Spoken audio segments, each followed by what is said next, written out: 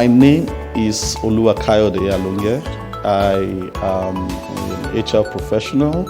I am the group head of Human Resources in my place of work. And I've done close to 15 years in Human Resources. I see Human Resources as a ministry, a corporate ministry, where you help people be the best that they could be. And I'm hungry for opportunities to help people be better. My personal motto is be better. So I got into Human Resources because I've always felt that or believed that I was an administrator. I didn't know anything about Human Resources. I didn't see it in JAM brochure. I never heard of Human Resources in my life. All I knew is that I would, or I should be, or I'm supposed to be a resource administrator. That's the closest that I got to it. When I did JAM, and JAM jammed us, and we wanted to be architects, and we wanted to be doctors at some point, and we all this. Eventually, we landed in estate management. So I was studying estate management, and my lecturer then, he used to say that land is like human beings, and that you manage land the way you manage human beings. Well, he was being prophetic, because eventually I found myself in Human Resources, and the lessons he taught us about land then, I found them very useful in my interaction with people. Of course, I've also been my extracurricular, my personal development. I'm a Stephen Covey person. So when I finished from school, I spent a year behind doors. I mean, in my room, in my brother's house, just studying Covey, studying 7 Habits of Highly Effective People, First Things First, what else? A few other books, but majorly 7 Habits of Highly Effective People. And so that built my base, my scripting, my mindset about life and about people. So it introduced me psychologically to Human Resources. Although I didn't have the opportunity to be in Human Resources from the beginning, I was selling land, right? So after selling land, I went to sell land to somebody, and then they liked the way I went about and invited me for an interview. And then I went for an interview, and they asked me, okay, have you sold before? I said, yes. And they said, what have you sold? I said, I sold idea. And what do you mean? I said, okay, I was in school. I contested for an election in the student union, and I won. And I introduced this idea. I explained the idea, and the people said, oh, that's good. That's a good idea. I said, you see, I'm good at marketing. And that's how I got the job, to sell HR. So the job was to sell Human Resources services. It was an outsourcing company, Human Resources outsourcing company, and that's where my journey started from.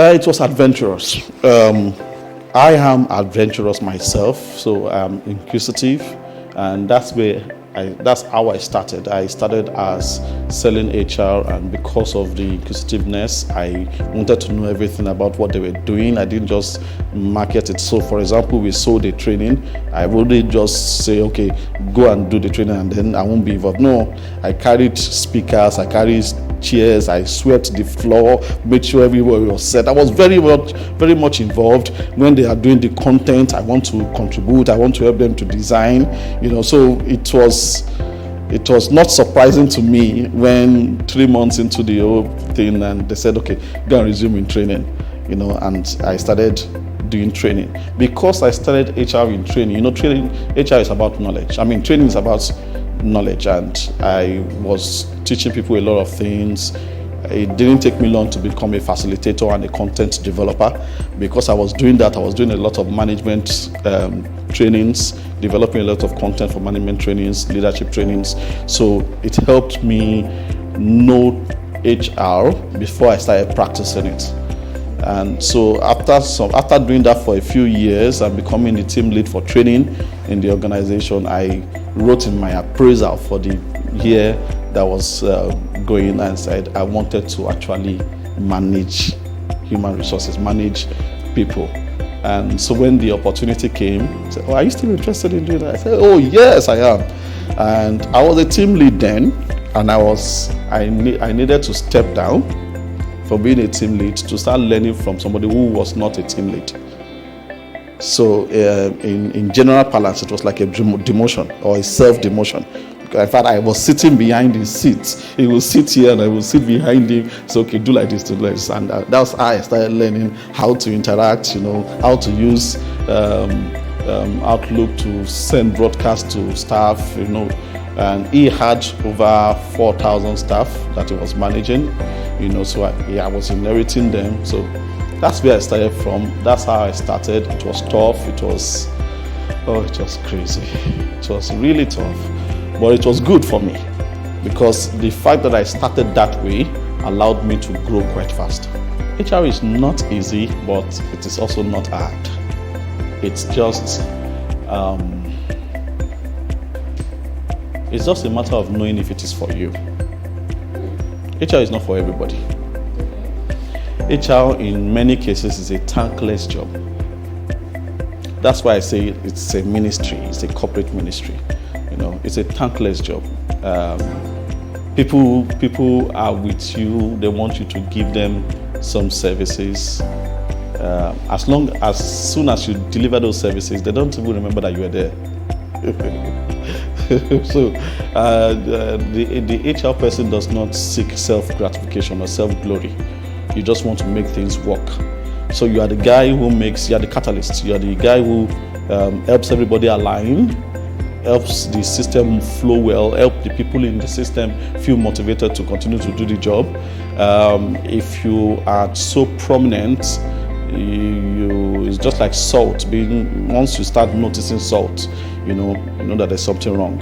So HR is not hard. HR is just it's a calling. You need to know that you are called to. You are a people person. You love people. But not just love people, you love to bring out the best from people.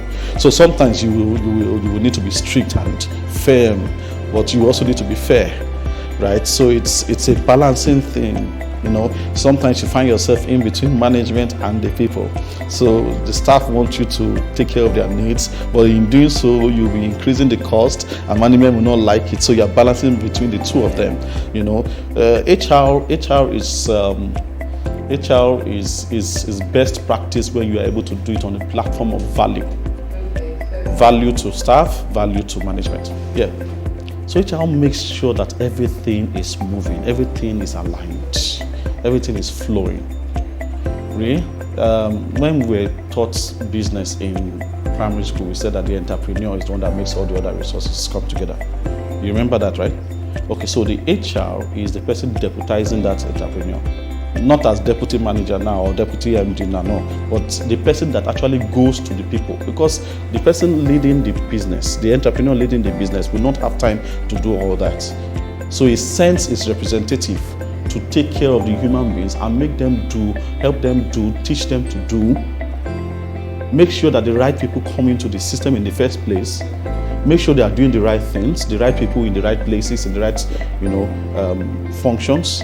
Make sure that all the functions are well aligned. Make sure that the company's goal is aligned to what people are doing.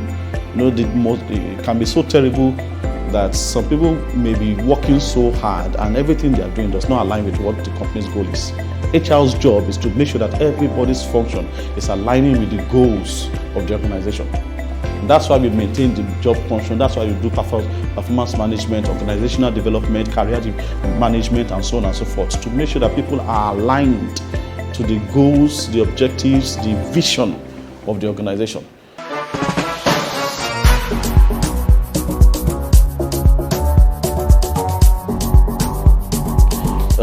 Well, it's been interesting. Again, I like ventures. I like adventures. So for me, I'm like a sponge. I just grab everything I can grab, in terms of knowledge, in terms of understanding. So what has it been? I started with ICS Limited. I started with a consulting firm. And from there, I learned the basics. I learned the foundation. I built my foundation there. Got to management from NYSC level, got to management, and it seemed as though I was nearing the top and I was feeling very good, right? But I left that place and went somewhere else, and I felt like I didn't know anything. It was a rude shock. But because I was hungry to learn, I started learning. It wasn't easy. It was very, very difficult. Probably the most difficult period in my career, right? So I started needing to build trust again. I started needing to build my knowledge base, let people see that, okay, yeah, you know this thing, I'm good at it, because where I built my accolade, I had left my comfort zone. So I was not comfortable anymore, and they were not making it easy for me, right? So I spent about a year plus building that, almost 2 years, I think a year plus, building that, and it was a tough period, right? But in that place, I learned far much more than I had learned in all my previous years. It was there I started my certifications, because I just realized that I didn't know. So I started grabbing everything. Like I was eating as much knowledge, as I could, exposing myself to as many trainings as I could, So that experience changed my life. That experience helped me be who I am today. I am thankful that I had that experience, although it was very, very difficult. Very, very difficult. I cannot say how difficult it was here, right? But I'm thankful I had that experience, because I am able to sit before you now to do what I'm doing now because I had that experience. I was challenged, and so I had to dig deep. And bring out the best in me. So the first thing I'll change is the number of years I spent in my first place of work. I won't spend as many years as that. I was lost. I got lost at some point I loved the place. I just loved the place, So even when I built my CV, then somebody looked at it and said, "Is this the company's brochure?" Because everything was about the company. I really sold myself to the company. So the first thing I'll change is to limit the number of years I spent there. Maybe 4 years instead of the 8 years I spent there. Yeah, maybe that's the first thing I'll change. The second thing I'll change is that I would seek to work or do everything I could to work in a multinational. I've found now at this stage of my career that that's a plus. That it gives you experience, it gives you exposure, it gives you a platform, and we tend to, in this climb, we tend to believe more in foreign things than local things, right? So you need to be on your A game to be able to make sense to a multinational. I'm in a multinational now, but maybe I would have been able to get there faster. Or maybe I will have been able to get a lot more, I'm just thinking that maybe I will change that. The third thing I will change is the time it takes me or it took me to do my certifications. I started doing my certification quite early, but I didn't focus on it well enough. I focused more on my job. So it cost me my certification at the early stage. I wish I had done the reverse. Oh, well, yes, you do your job very well, but I wish I had given it more focus, because I did the first one and I didn't pass it. And that was almost 8 years ago. So if I had been certified 8 years ago, I probably would have gone farther in my career today. And I just got my certification this year. So yes, I still progressed. I still became head of Human Resources. I still, moved forward, such that, because they ask you a lot of scenario questions. They create a scenario and ask you what you would do. Create another scenario and ask you what you would do. It's not a guesswork, and they will give you a lot of similar answers anyway. So even if you guessed, you would probably guess wrong unless you know the concept. So there is the concept behind whatever is happening in HR. HR is not general. HR is not fluke. There are concepts behind them. There are models behind so many of the things that we do in human resources. If you don't know the model, and they're asking you to implement or to apply the model, you'll be off base. But if you know the model, it will be easy to apply it. So what I learned in certifications is the model. Getting to understand those models. Yes, you may apply them in general life, but it's more efficient. You become more efficient with resources. And human resources is about efficiently and effectively managing resources. So you become efficient, you become more timely, when you do your certifications. And the most beautiful thing is that people now recognize you as somebody who is efficient, who is timely, who is able to properly allocate human resources as they should be allocated, advise the company. And advisory, human resources advisory is one area where every HR person must be able to play, because your job is not just to recruit and to fire. In doing the certification, it has helped me deepen my knowledge about human resources. It has helped me validate my knowledge about human resources, confirm some of the concepts that I was just using my personal ideas to come up with, and broadened them, established them, and helped me rise to the platform of a global standard. It has helped me standardize my thinking in human resources.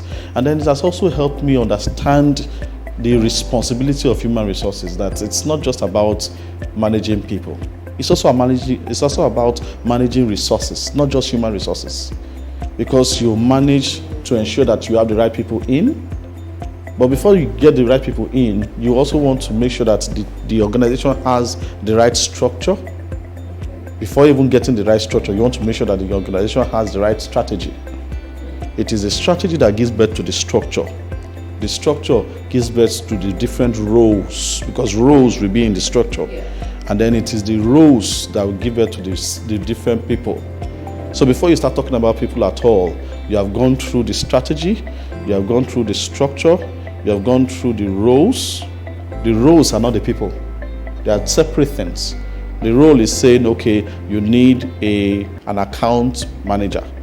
Why do you need an account manager in that place? Is it an account manager that is better there, or an account officer, or even a CFO? So you want to ask yourself, okay, a CFO, what do you need to give a CFO if you get a CFO? A CFO is usually a very senior person, high up there. What is the level of complexity of your accounting that you need a CFO? So if it is a startup, you don't need somebody as high up as that. HR managers are in the position to advise all those things, such that you are not just flowing with what is said to be the strategy. You are actually contributing to what the actual strategy becomes at the end of the day. And then when you now finish the strategy, you now look at, okay, what structure will support this strategy? Do you want a flat structure, an hierarchical structure, a mix of the two? What kind of structure will fit it? After you have determined the kind of structure, okay, what kind of people or roles, what kind of roles do you need to have in that structure? You determine all the roles and the connection between all the different roles. It's after you have finished all that. In fact, even in that, you still need to look at, okay, what are the competency levels you need in each of the roles? What are the job descriptions? You need to break all that down. What is expected? What are the expectations for each of the roles? You do all that. You have not employed anybody yet. Then, when you are finished with all that, you now say, okay, you are bringing out this role. These are the characteristics or the profiles of the role. This is the job expectation, the job description, and this is the KPI, the key performance indicators, to measure that you have performed well, or that you'll be able to perform well in this role. Or this is what it will. If you do this, we know that you have succeeded in this role. Nobody has occupied the role yet. It's after you have finished all this, then you now start seeing candidates based on the job description you have put out. You see candidates, and you are matching them to your job descriptions, to your KPIs, the KPIs you have shared. You are matching them to that.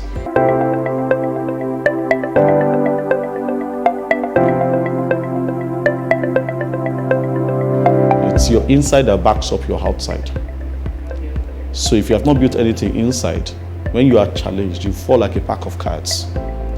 So spend time building, develop yourself inside.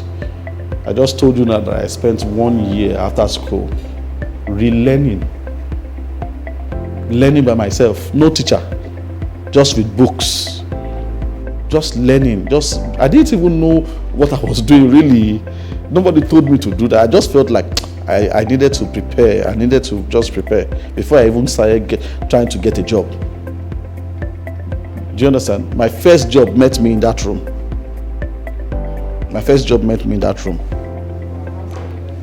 Somebody called me and said, okay, I need somebody to do, he wanted me to be a PA, his PA. I grabbed it with my 2 hands and my 2 legs. You know, that he needed somebody. In fact, it was the second day of the year, January. Just January 2nd. Just called me, I need somebody to do this for me. Do you know anybody? I said, know anybody? No. I know me. And then that's how I got the job, you know, and we started it. But again, you asked me something very important, and I hope that if you've not learned anything today, you learn that please start development inside. The reason why many people are challenged today and they are failing and they are not happy with their career today is because they are not full inside. They are not, you know, they say the empty gong makes the loudest noise. This person put it in a very good way. Please allow me to sing this song. You know, he said, Enu Oshe, Ariwo koni music, empty barrel, no man pariwo. You know, build inside. Don't worry about glory outside. Don't worry. You saw me, I don't know if I'm well dressed now, but I think I'm better dressed today than I used to be, right? And but it took a journey for me to get here. So don't assume that in the beginning it was like this. It was not like this. Yes, if I want to get my clothes now, I just order from somewhere. But then we used to do bend down boutique. We'll iron it very well. You need to be very observant to know. So if you can't afford stand-up boutique, go to bend down boutique. Just make sure it is well done. And what I'm saying is that life does not, nobody is born an adult. We are all born children. So grow. You said I should talk to young ones, right? So grow. The best gift you can give to yourself in life is the gift of growth. Grow, learn. It's difficult, it's tedious. I'm still learning, interestingly. I'm still learning. I have some thesis to write, and it's good, but it's good. I'm still learning. So learn, absorb, go back to that book. Learn it. How can you live a whole year without reading one book? That's unfair to you. So thank you very much for having me. I've enjoyed my time here. I hope that I've been able to add some value to you. My name is Oluwakayode Alonge. This is my HR Chronicle.